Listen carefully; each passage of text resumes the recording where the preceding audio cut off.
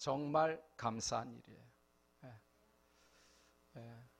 아멘 안 하는 사람은 내일 돌아가실지도 모릅니다. 뭐 감사로 안 하는데 뭐 내가 살아있다는 게 얼마나 감사한 일인지 모르는데 뭐. 여러분 지금 살아서 인간이 땅 위에서 할 수 있는 가장 고상한 예배를 하나님께 드릴 수 있다, 이것 자체가 정말 감사한 일입니다. 범사에 감사하라 성경이 하셨는데 왜 그랬을까요? 성경을 종합해보면 아주 쉬워요. 감사가 감사를 낳고 원망이 원망을 낳고 불평이 불만을 낳기 때문에 under any circumstances, 여러분이 어떤 상황에 놓여 있든지 하나님은 감사해야 감사가 가득해진다고 알려주십니다. 여러분이 짜증낼 일이 많고 원망할 일이 많고 불평할 일이 많다고 해서 내가 뭐 이 상황에서 그러면 감사하겠어 하면서 대신에 원망하고 짜증내면 여러분 인생이 원망과 짜증으로 가득하게 될 것이고, 비록 누가 봐도 감사할 수 없는 상황이지만 그래도 성경은 감사하라 하셨기 때문에 범사에 in everything, 모든 일에 감사하라 하셨기 때문에 누가 봐도 이거는 원망할 일이고 불평할 일이고 입이 오리처럼 이만큼 튀어나와서 인간 됐다 오리 됐다 오리 됐다 인간 됐다 해야 맞는 일인데, 감사했더니 하나님은 내 인생을 감사로 충만하게 해 주시는 것입니다. 저는 여러분이 그리 아니하실지라도 비록 감사할 일이 없는 것 같은 최악의 상황에서도 여러분 인생의 최악의 순간에서조차 감사해서 여러분 인생을 감사로 대역전시키는 역전 드라마의 명수들이 다 될 수 있기를 바랍니다. 벌써 자는 학생이 있어요. 옆 사람 한번 깨워보세요. 따라합시다. 정신 차립시다. 은혜 받읍시다. 자, 오늘 우리가 읽은 본문은 철저하게 대조를 이루어서 명쾌한 복음의 본질, the essence of the gospel, 이 복음의 이 essence를 자세히 설명하고 있습니다. 이걸 모르면 이단에 속아 넘어가서 지옥으로 끌려가게 되고 이단의 밥이 되고, 이걸 모르면 교회 잘 다니다가 신천지 끌려가게 되고, 이걸 모르면 교회 평생 다녔는데 내가 뭘 믿는지 남들에게 전도 한마디 못하는 아주 불쌍하고 어리석은 인생이 됩니다. 초등학교 6년, 중고등학교 6년, 대학 4년, 16년을 학교를 다녀도 학문이 뭔지 모르고 공부가 뭔지 모르고 제대로 공부 한번 코피 터지게 못 해보고 졸업하는 사람이 거의 대부분입니다. 그래서 흔히 우리가 우스갯말로 영문도 모르고 영문과 갔다가 영문도 모르고 영문과 졸업했다, 영문과를 졸업했는데 영어 한마디도 못하는 사람들이 너무 많아요. 적용하자면 로고스 국제학교 다니는데 영어 한마디도 못하고 로고스 국제학교 졸업했다, 그럼 얼마나 웃기겠습니까? 교회 수십 년 다녀도 복음이 뭔지 모르는 사람이 너무나 많습니다. 충격적이죠. 그래서 이 시간에 복음의 이 essence, 본질, 복음의 core, 핵심을 설명하는 이 본문을 통해서 여러분이 정신 차리고 하나님의 말씀을 들어서 이단에 넘어가는 자도 살리고 이단 자체도 살려내는 복음의 용사들이 다 되기를 주님의 이름으로 축복합니다. 오늘 본문은 두 가지 아주 극명한 대조를 우리에게 보여줘요. 스트라이킹 이 컨트라스트를 우리에게 알려줍니다. 아주 익스트림한 극과 극의 대조를 통해서 우리에게 성경을 설명합니다. 죽음과 부활, 그리고 아담과 예수님, 이 두 가지가 오늘 본문 전체를 관통하는 이 스트라이킹 이 컨트라스트가 극명한 대조가 되겠습니다. 핵심을 한 문장으로 설명하자면 아담의 불순종으로 모든 인류에게 죽음이 왔고 예수님의 순종하심으로 그 죽음에서 부활하여 영생을 누린다는 것입니다. 우리 모두 이 복음의 핵심 진리를 제대로 깨닫고 말씀 안에서 은혜와 축복과 응답을 누리는 그런 예배 시간 되기를 주님의 이름으로 축복합니다. 첫째로 죽음에 관한 것입니다. 오늘 성경은 죽음을 알려줍니다. 전 인류가 아담 안에서 죽어서 그 아담 때문에 모든 인류가 죄를 범하게 되어서 죄의 종노릇을 하게 되었다라고 성경은 설명합니다. 성경은 오늘 죽음을 설명하는데 이 성경 외에 우리에게 죽음을 제대로 설명하는 것은 없다고 보시면 됩니다. 모든 인간이 죄를 지었고 그 죄의 결과로 사망에 이르는데 한 사람의 죄가 모든 사람의 죄가 되었고 그 한 사람의 불순종함으로 모든 사람이 죽게 되었다 하는 죄의 기원을 우리에게 설명해 주고 있습니다. 아이비리그 대학 중에 예일대학교라고 여러분 들어보셨습니까?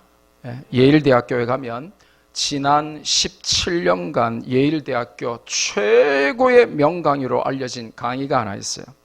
그 강의 제목이 죽음이란 무엇인가입니다. 셸리 케이건 교수가 그 예일대학교 17년 동안 가장 베스트 강의 1위에 오른 그 죽음이란 무엇인가에 관해서 책을 냈어요. 근데 제가 저 책을 구입해서 여러 번 읽었으나 저 책은 왜 저 책이 예일대학교의 17년간 베스트 강의 1위가 됐는지 저는 도무지 이해가 안 돼요. 왜냐? 죽음에 대한 껍데기 통찰만 있지 죽음에 대한 본질적인 통찰이 없기 때문입니다. 제가 성경의 관점으로 그 책을 볼 때는 인사이트 제로, 인사이트가 하나도 없습니다. 저 책은 그저 죽음에 대해 진지하게 접근을 합니다. 학술적, 학문적으로 접근합니다. 철학적으로 멋들어지게 접근합니다. 그래서 어떤 결론을 내리냐고 하면 죽음은 그렇게 불쾌하거나 나쁜 것이 아니고 죽음은 필연적인 것이고 그래서 모든 사람은 다 죽기 때문에 안 죽으려고 바둥바둥 하다가 어느 날 갑자기 죽지 말고 죽음을 잘 맞이하기 위해서는 결국 내일 죽을지라도 오늘까지의 삶을 잘 살아야 한다, 이런 내용입니다. 일반 사람들이 듣기는 뭐 괜찮네 하고 박수 칠만한 내용이지만 그러나 죽음의 이유와 죽음의 본질에 대한 수박겉 핥기 정도에 그칩니다.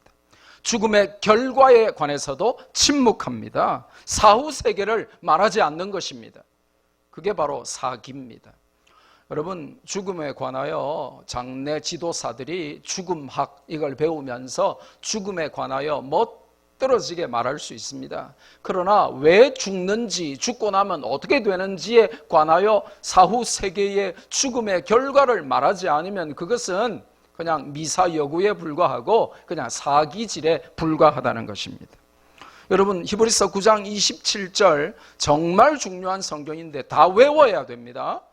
같이 읽습니다. 시작. 한번 죽는 것은 사람에게 정해진 것이요 그 후에는 심판이 있으리니. 아멘. It is destined to die once and after that to face judgment. We are destined to die once and after that to face judgment. 모든 사람은 한 번 죽는 것이 하나님의 정해놓으신 것이고 죽은 다음에는 예수님이라고 하는 천국 입장권, 천국 보험, 천국 비자가 있냐 없냐에 따라서 천국에서 영원히 거할 것인지 지옥에서 영원히 심판받을 것인지가 결정난다라고 성경이 죽음에 관하여 알려줘요. 근데 여기에 대해서 침묵하고 사람은 다 죽으니까 살아있을 때 그냥 착하게 보람되게 공부도 열심히 하고 일도 열심히 하고 착하게 살고 부모에게 효도하고 친구들하고 사이좋게 지내고 어디 갈 만한 데 가보고 누릴 만한 거 누려보고 먹고 싶은 거 먹고 내 하고 싶은 거 하고 막 그렇게 보람있게 살아라. 그런 정도로는 죽음에 관하여 사기치는 거하고 똑같다라고 성경이 알려줘요. 왜냐? 성경은 왜 인간에게 죽음이 왔는지, 그리고 죽고 나면 어떻게 되는지, 그 책임은 누군지, 그러면 그 죽음을 면하려면 어떻게 해야 되는지를 정확하게 설명하고 있어요. 사람이 살다 보면 죽음에 관하여 대화하게 됩니다.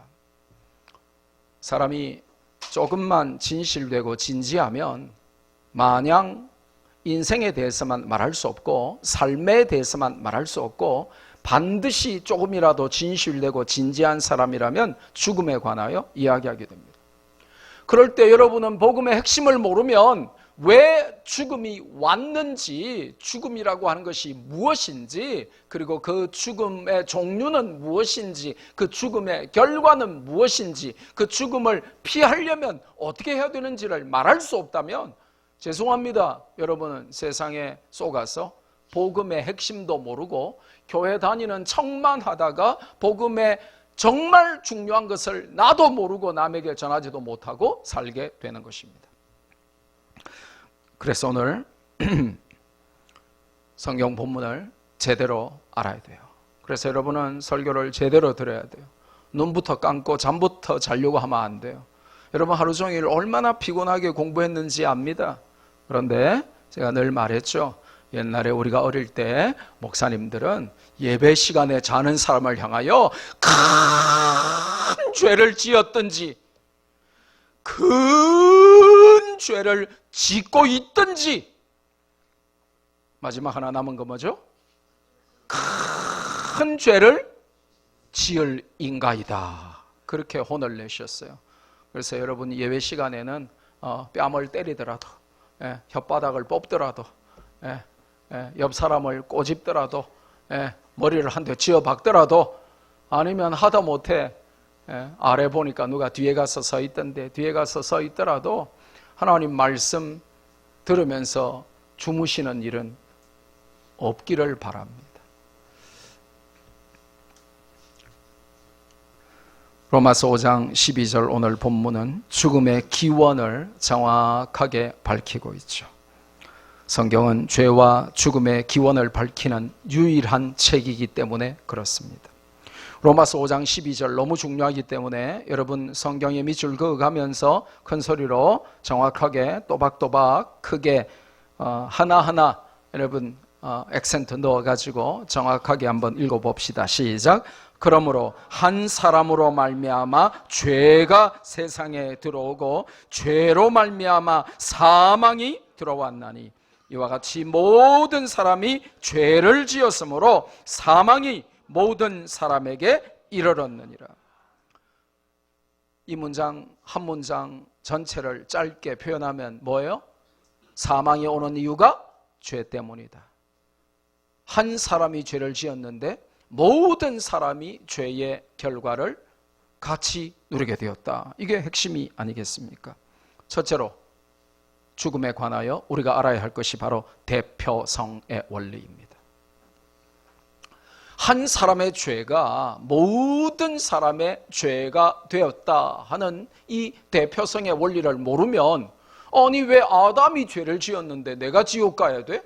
왜 아담이 죄를 지었는데 내가 하나님한테 혼나야 돼? 라고 하는 말도 안 되는 어리석은 질문을 몇 대째 신앙, 모태 신앙이라고 몇십 년 교회 다녔다고 하면서 선교사 자녀, 목사 자녀라고 하면서도 이런 걸 모르면 왜 죄는 아담이 지었는데 혼은 내가 나야 돼? 이런 식의 질문을 하게 돼요. 왜냐하면 because of the principle of representativeness, 이 대표성의 원리 때문에 그렇다는 것입니다. 무슨 말입니까? 국가대표 축구 11명이 독일을 2대0으로 이겼어요. 지난 월드컵 때. 근데 걔네들 11명이 이겼는데 대한민국이 누구를 이긴 겁니까? 독일을 이긴 겁니다. 대표성의 원리라서 그렇습니다. 만약에 졌다. 그러면 국가대표 11명이 졌지만 누가 진 겁니까? 우리나라가 진 것입니다. 대표성의 원리죠. 그저께 손흥민이가 번리전에서 세계 축구 역사의 길이 남을 인생골, 모든 축구의 전설들을 다 강제 소환시키며 73m 단독 드리블을 우리 측 골, 페널티 에어리아에서부터 출발해서 상대편 페널티 에어리아 안에까지 들어가서 73m 이상을 8명의 수비수를 제치면서 세계 역사의 길이 남을 원더 골을 성공시켰어요. 근데 골은 손흥민이가 넣는데 환호는 온 대한민국이 하죠. 골은 손흥민이가 넣는데 왜 내가 기분이 좋지? 골은 손흥민이가 넣었는데 왜 중국과 일본은 대한민국의 경사라고 막 부럽다고 막 시기하고 질투하고 막 손흥민은 뭐 월드 클래스야 그러면서 막 그러지? 대표성의 원리이기 때문에 그렇습니다. 좀 더 체감 온도가 여러분에게 진하게 느껴지게 예화를 들어볼까요? 여러분 아버지가 사업하다 망했어요. 근데 망하기는 아버지가 망했는데 왜 여러분이 학비가 없지? 망하기는 아버지가 망했는데 왜 여러분이 용돈이 없지? 무슨 원리? 아버지가 망했다. 이거는 내가 망한 거예요. 그러니까 여러분 아버지가 망하지 않도록 기도해야 돼요? 안 해야 돼요? 왜냐? 아버지가 망한 거는 누가 망했다? 엄마도 망했고 나도 망한 거야. 그게 대표성의 원리이기 때문에 그래요. 그렇지 않으면 아빠가 망했는데 왜 내가 돈이 없어야 돼? 왜 내가 사고 싶은 걸 못 사야 돼? 아빠가 망했는데 왜 내가 용돈이 없어야 돼? 대표성의 원리라 그렇습니다. 자식이 고시 합격했는데 온 동네에 기뻐하며 현수막 거는 거는 누가 겁니까? 부모님이 걸죠. 대표성의 원리라서 그래요. 첫사람 아담의 죄는 우리 모두의 죄다라고 성경이 설명하면서 대표성의 원리 때문에 그렇다는 것입니다. 아담의 죄가 우리가 지은 죄가 된 게 사람의 인류의 대표였던 아담이기 때문에 그렇다는 거예요. 어떤 원리 때문에? 대표성의 원리이기 때문에. 요즘은 참 인권 이래서 안 그러는데 옛날에는 말이죠. 우리 반 아이 하나가 떠들었다고 한 반 전체를 선생님이 때리고 말이죠. 운동장 돌리고 말이죠. 한 명이 그랬는데 한 반 전체를 일주일 내내, 한 달 내내, 한 학기 내내, 1년 내내 괴롭히고 졸업할 때까지 괴롭히고 한 명이 그랬는데 왜 그래요? 대표성의 원리 때문에 그래요. 참 못 알아들으니까 내가 이런 유치찬란한 얘기까지 다 들어야 돼. 자, 우리 교회에 새 가지고 한 명 왔어요? 아니면 로고스 국제학교에 신입생이 한 명 왔어요? 근데 여러분 한 사람이 아주 젠틀하게 나이스하게 잘 대해줬어요. 그러면 뭐라고 느낄까요? 말씀교회가 로고스 국제학교가 참 친절하구나 이렇게 느낄 거예요. 근데 한 사람이 아주 쌀쌀하게 째려보면서 험악하게 그렇게 대했어요. 그러면 말씀교회나 로고스 국제학교가 아주 삭막하고 이상한 이거는 교회도 아닌 것 같고 학교도 아닌 것 같은 그런 느낌을 가질 거예요. 한 사람이 했는데 그 한 사람이 전체를 대표해버리는 거죠. 대표성의 원리입니다. 아담이 온 인류를 대표하는 인류의 국가대표였으나 그 아담이 범죄함으로 온 인류가 범죄하게 되어 그 아담의 범죄로 말미암아 죽음이 들어왔다라고 성경이 알려줍니다. 그래서 여러분이 억울해하면 안 됩니다. 아담이라고 하는 단어는 이 히브리어 단어는 그냥 여러분이 사람 이렇게 알면 안 돼요. 아담이라고 하는 단어 자체가 어떤 의미가 있냐고 하면 하나님 안에서만 의미를 찾을 수 있는 존재, 하나님 안에 있을 때만 행복하도록 지음받은 존재, 이게 아담인 거예요. 그래서 여러분이 이제 나중에 남학생들은 여학생들한테 작업 멘트를 날리면서 아담을 알아야 써먹을 수 있어요. 그걸 보고 적용력이라고 하고, 이 적용력이 실력이거든. 난 네 안에 있을 때만 삶의 의미가 있어. 뭐 그러면서.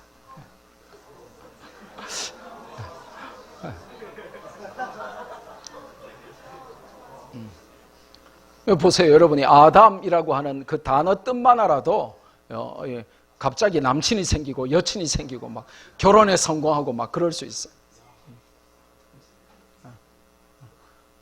네 안에 있지 않는 나는 아무 의미가 없어. 예, 막 또 적고 일한다 갑자기.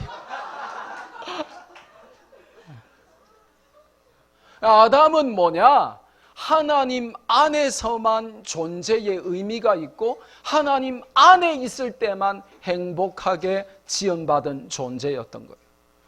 그런데 그 국가대표 아담이 범죄함으로 한 사람의 범죄가 모든 사람의 범죄가 되었다. 그렇게 성경이 알려줘요.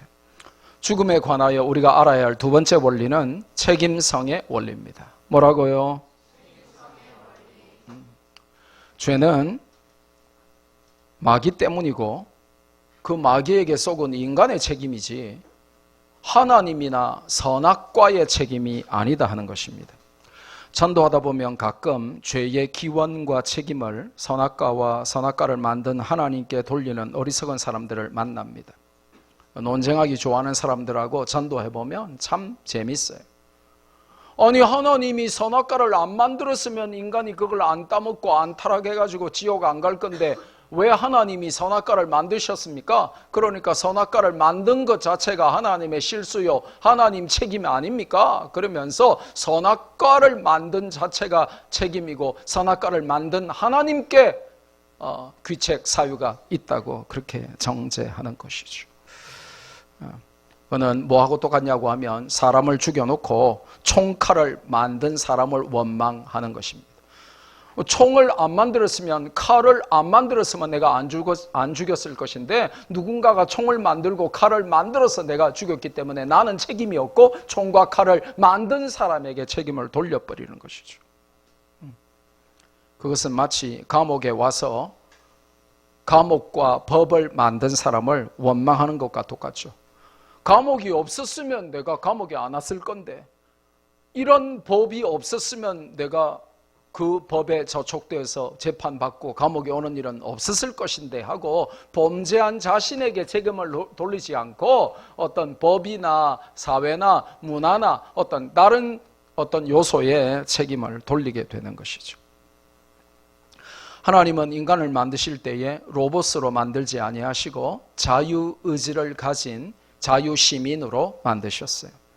그래서 하나님이 인간에게 주신 자유의지를 잘 다스려서 순종했었어야 하는데 그걸 어기고 죄를 지어놓고는 하나님이 선악과를 만드신 것 자체가 잘못이다 라고 하나님께 책임을 돌립니다.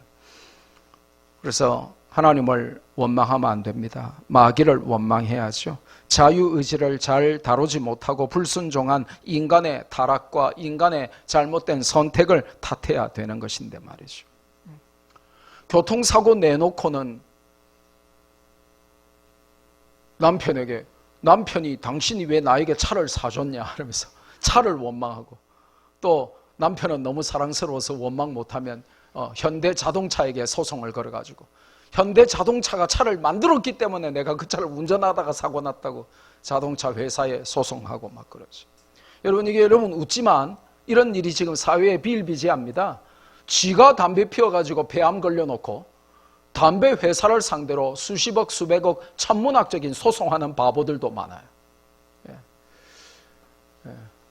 여러분은 설마 이렇게 생각하죠? 미국은 소송의 나라거든요.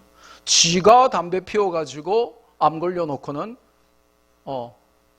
왜 담배를 피웠는데 나는 맛있게 먹었을 뿐인데 내가 암이 걸렸냐 이러고는 소송하는 바보들이 얼마나 많은지 모릅니다. 책임성의 원리를 모르는 것이죠. 죄에 대하여 우리가 알아야 할 세 번째 원리는 대가성의 원리입니다. 뭐라고요? 죄에는 반드시 보상이 따라요. 죄에는 반드시 이 compensation, 반드시 하나님이 지불하시는 배상이 있습니다. 그게 뭐냐면 심판입니다. 죄의 결과는 사망, 심판이라고 하는 성경의 변함없는 확고부동한 진리, 원리를 여러분이 주목해야 됩니다. 이걸 모르니까 학문적으로 아무리 예일대 교수하면 뭐 하겠어요? 아무리 학문적으로 죽음을 멋있게 연구하고 멋들어지게 그걸 강의해도 예일대학교에 개설된 수천 가지의 강의 가운데 17년 연속으로 강의 넘버 1 랭킹 1위를 차지해봤자 죄의 기원도 모르고 죄의 결과로 사후 세계 어떻게 심판받는지도 모르고 그 죄를 깨뜨리고 이기고 죽음에서 살아나는 비결도 말 안 하는데 그게 무슨 최고의 강의겠습니까? 아무짝에도 쓸모없는 가짜죠. 속임수죠.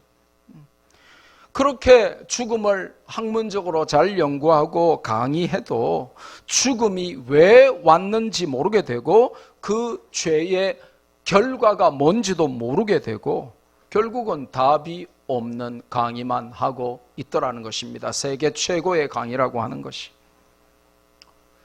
그래서 죄는 반드시 하나님의 심판이 따른다. 죄의 결과는 죽음이다 하는 대가성의 원리를 우리는 알아야 하고 또 세상에 선포해야만 되는 것입니다. 자, 그러면 이제 첫 번째가 끝났는데 첫 번째, 죄의 결과는 죽음이고 그 죄는 한 사람 누구에게서 왔어요? 아담. 근데 아담이 죄를 지었는데 심판은 온 인류가 받는 게 뭐의 원리? 대표성의 원리. 그래서 죽음에 관하여 우리가 배웠어요. 두 번째로 오늘 성경은 이 죽음과 극명하게 대조되는 부활에 관하여 설명하시고 아담과 대조되는 예수 그리스도 구세주를 우리에게 설명하고 있습니다.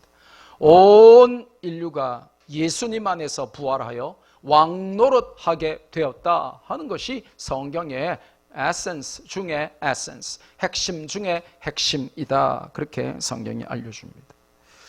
여러분이 성경 읽다가 뭐 숫자 조금 헷갈려도 됩니다. 뭐 이게 뭐 5계명이었냐 6계명이었냐 헷갈려도 됩니다. 이름도 하도 어려운 이름이 많으니까 이게 뭐 호박국인지 하박국인지 헷갈려도 됩니다. 그런데 여러분이 그렇게 every single detail까지 다 기억하지 않아도 괜찮지만 여러분이 성경의 핵심 중에 핵심인 이 부활에 관하여 알 수 없다면 여러분은 문제가 심각한 것입니다. 왜 죽는지, 죽은 다음에 어떻게 되는지, 그 죽음을 우리가 이기는 방법은 무엇인지 세상의 석사, 박사, 그 높은 학위 과정 가운데서도 알려주지 않고 세상의 가장 고상한 철학자들도 멋떨어지게 세상의 모든 걸 강의해도 이거 하나는 모르는 거를 성경이 알려주는데 여러분은 세상의 석사, 박사가 아니라도 여러분은 세상의 현명한 철학자가 아니라도 여러분은 성경의 핵심 교훈, 이 부활에 관하여 여러분도 믿고 남들에게도 설명해야 되는 것입니다. 사망을 이기는 하나님의 승리가 선포되어 있습니다. 죽음에 머물지 않고 영생을 얻을 수 있는 길을 성경이 제시합니다.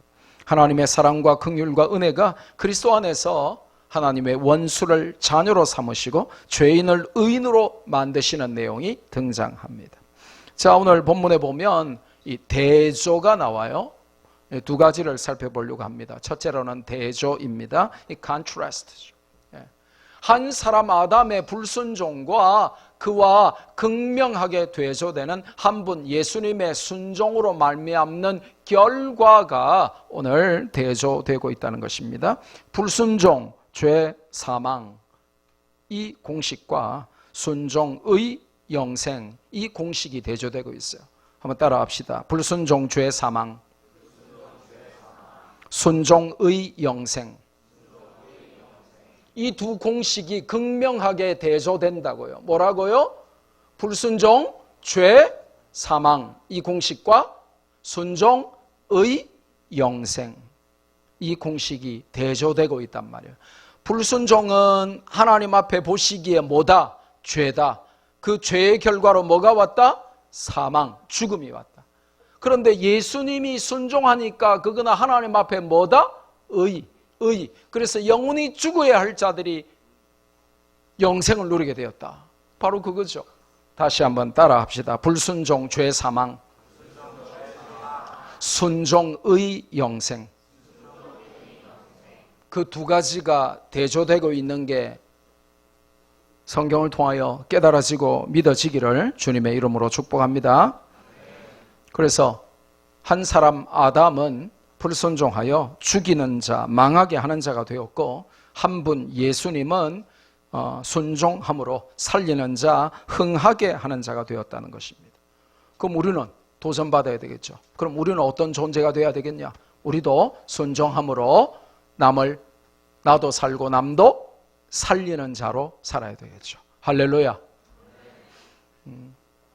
여러분들이 늘 교장선생님이 꿈이 뭐니 물어보면 여러분 가운데 나 혼자 잘 먹고 잘 살고 부자 되고 나 혼자 성공하고 이래서 아무도 없어요. 아무리 공부 꼴찌해도 다 남에게 유익한 사람, 많은 사람을 구하고 돕고 섬기는 사람, 다 여러분 말은 잘해요. 근데 실제로 여러분이 그렇게 적용해야만 됩니다. 예수님이 순종하여 불의를 의로 바꾸고 영원한 사망을 심판을 영생으로 바꾸셨듯이 우리도 순종함으로 나도 살고 남도 살리고 많은 사람을 흥하게 하는 자로 살 수 있기를 바랍니다. 그래서 우리 흥민이, 손흥민이 이름 너무 잘 지은 것 같아요. 흥민이 사람들을 흥하게 만들어준단 말이에요. 여러분 결혼해가 놓으면 이름 흥민이라고 지었어요. 이름 바꿀 친구들은 지금 바꾸세요. 뭐 신흥민 뭐 바꾸든지, 뭐 이흥민 바꾸든지, 뭐 유흥민 바꾸든지.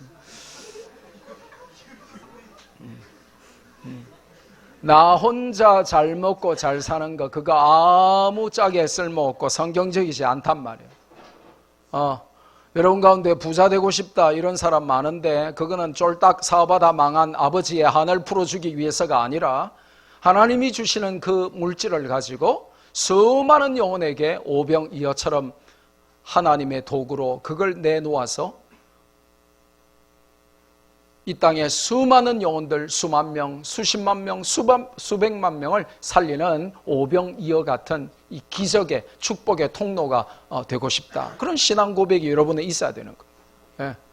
4천억짜리 요트를 타고 러시아의 대재벌이 부산항에 돌았다. 와, 4천억짜리 요트 나도 한번 가지고 싶어. 나는 돈 벌면 4천억짜리 요트를 살 거야. 그건 참 바보 같고 찌질한 거예요. 지금 뭐 400억짜리 황금 병기가 요즘 인기더라고요. 병기를 전부 퓨어 골드로 만들었어요. 순금으로 만들었어요. 400억짜리 병기. 그러면 400억짜리 병기 위에 앉으면 막 변비가 갑자기 변하여 막 설사가 됩니까? 400억짜리 황금 그 병기통 위에 앉으면 그러면 막 1초 만에 막 변이 확 자동으로 나옵니까? 참 바보 같은 인생이죠. 그렇죠? 여러분 400억 돈이 있으면 화장실을 전부 금칠해 놓으면 좋습니까? 뭐 하면 좋겠어요? 하나님 영광을 위하여 복음을 위하여 가치 있게 써야죠. 돈을 어떻게 쓰느냐 하는 것은 철학의 문제요, 신앙의 문제입니다. 내 먹고 싶은 거 다 먹고 내 하고 싶은 거 다 하고 나를 위하여 쓰면 철학적으로 볼 때는 무지한 자고 신앙적으로 볼 때는 아주 사악한 자입니다. 왜냐? 우리는 하나님의 청직인데 특별히 돈지갑이 회개하지 않으면 신실한 청직은 아닙니다. 하나님이 나에게 주신 적지만 많은 것들, 성경적으로는 모든 것들 주가 쓰시겠다 하면 즐겁게 드려야 되는 존재들인데, 여러분이 아직 나이도 어린데 나는 돈 많이 벌어가지고 내 하고 싶은 것 다 하고 싶어요, 이렇게 살면 큰일 납니다. 여러분 나이 때 나는 돈 벌어가지고 참 복음을 위하여 살고 싶어요, 그래도 나이 들면 타락해가지고 그래 안 하는데, 아직 나이도 어린데 돈 벌어가지고 나 혼자 잘 먹고 잘 살고 싶어요 이러면 큰일 난단 말이에요. 적용을 잘해야 돼요. 예수님의 순종이라고 하는 것이 얼마나 아름다운 결과를 가져왔는지, 그럼 나는 어떻게 순종해서 많은 사람을 유익하게 하고 흥하게 할 것인지, 작게는 나의 순종으로 내 가족이 살고, 그리고 우리 교회가 살고, 그리고 이 나라 이 민족이 살아요. 그리고 온 세계가 나 때문에 살아요. 마지막 두 번째로 이 부활에 관해서 우리가 오늘 성경이 율법을 또 알려줍니다. 율법의 역할이 뭐냐? 부활을 설명하면서 율법을 다시 한번 알려주는데, 율법이라고 하는 것은 죄를 깨닫게 하고 그리스도의 필요성을 확인시키는 역할을 한다라고 설명을 해줍니다. 그래서 13절에 율법이 없었을 때는 죄를 죄로 여기지 않았는데, 하나님께서 모세를 통하여 율법을 주셔서 율법의 거울에 내가 비춰보니까 내가 얼마나 죄가 많은지 알겠구나. 그런데 이 율법을 내가 다 지킬 수 없으니까 나는 그리스도의 은혜 아니면 구원받을 수 없겠구나 하는, 그걸 우리에게 확인시켜 주는 게 율법인 거예요. 그 율법은 내가 얼마나 하나님의 기준으로 볼 때 죄인인지, 그리고 내 능력으로는 이 죄에서 벗어날 수가 없으니 하나님의 방법인 예수님 외에는 나는 율법을 완성하고 하나님의 은혜를, 영생을 누릴 수 있는 방법이 없는지를 정확히 알려주는 거예요. 그것을 우리가 깨닫고 또 celebrate 하면서 누리고, 그리고 많은 사람들에게 이 죽음과 부활, 이 사망과 영생의 이 대조를 잘 설명해서 나도 살고 많은 사람을 살리는 저와 여러분 되기를 주님의 이름으로 축복합니다. 기도합시다. 좋으신 아버지, 감사합니다.